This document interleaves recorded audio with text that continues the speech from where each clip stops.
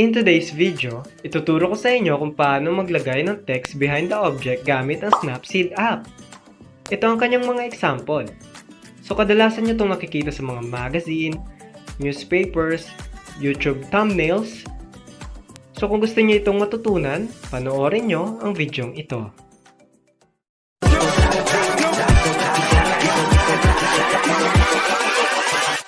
Hold up.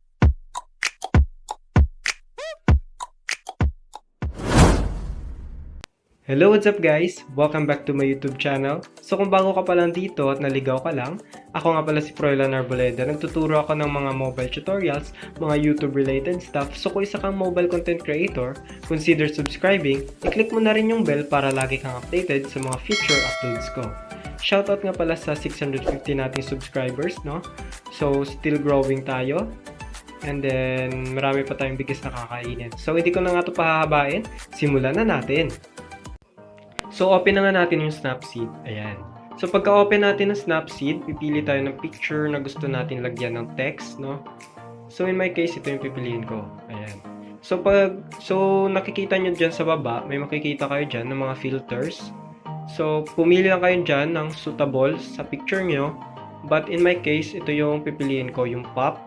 Kasi paborito ko siya, and then, maganda talaga yung quality niya ng filter na to. Try natin yung accentuate kung maganda ba. So, naglo-loading pa siya. Ayan. So, hindi ko siya gusto. Pangit yung kulay niya. So, balik na tayo dito sa pop and then check. And then, punta naman tayo dito sa tools. Scroll down natin and then pindutin natin yung text. Pagka pindot natin ng text, i-double tap natin siya. Yung screen. And then, may makikita kayo dyan. And then, itatype nyo yung text na gusto nyong lumabas sa screen nyo o sa frame nyo. So, dito sa akin, yung gusto kong ilagay dito ay queen. Ayan. Depende sa theme ng photo nyo. But, in my case, queen yung ilalagay ko. Ayan.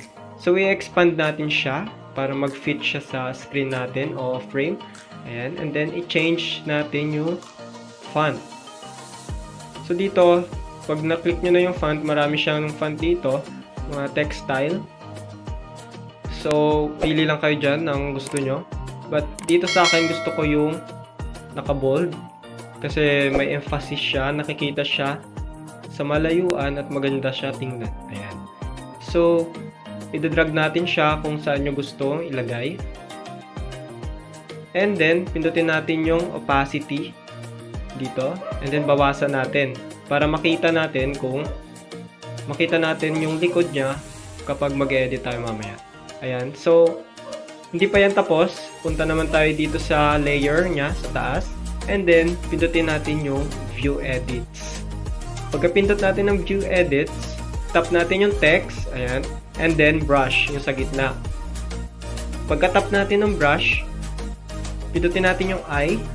And then, pindutin natin yung opacity sa gilid. Dito sa left side. So, ayan. And then, i-zoom natin. Zoom in and zoom out. Ayan.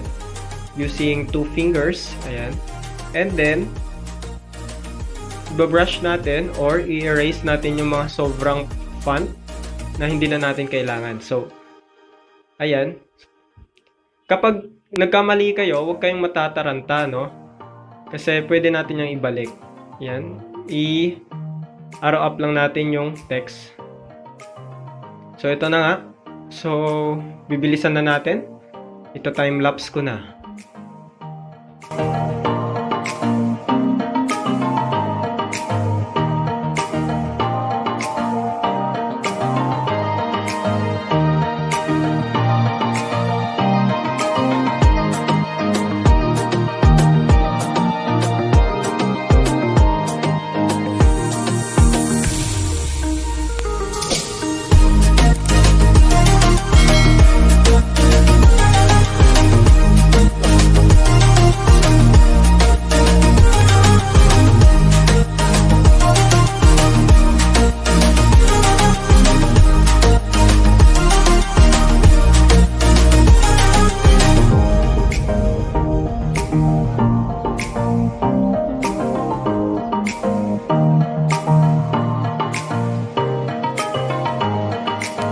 So, tapos na nga natin siyang i-brush.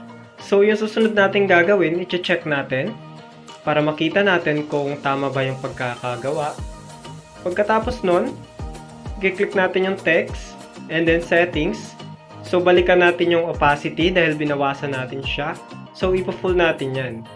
And then, pindutin natin yung dito sa left side na yan, yung parang color.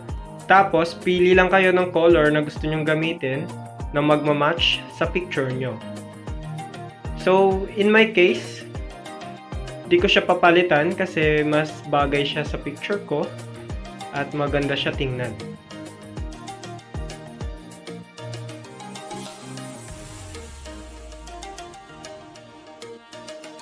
So, dito, i-click na natin yung back arrow kasi tapos na natin i-edit. Tapos, pindutin natin yung looks. And then, pindutin ulit natin yung pop. So, naglo-loading pa siya. Antayin lang natin. So, ayan na. So, ang ganda niya, tingnan. Para siyang magazine. So, i-check na natin. And then, boom! Ayan na. Tapos na. So, kung meron kayong natutunan, guys, huwag niyong kalimutan i-like, mag-subscribe, i-click nyo na rin yung bell. Na-appreciate ko naman talaga yon. And then, maraming salamat sa mga nanonood. And then, see you in my next video.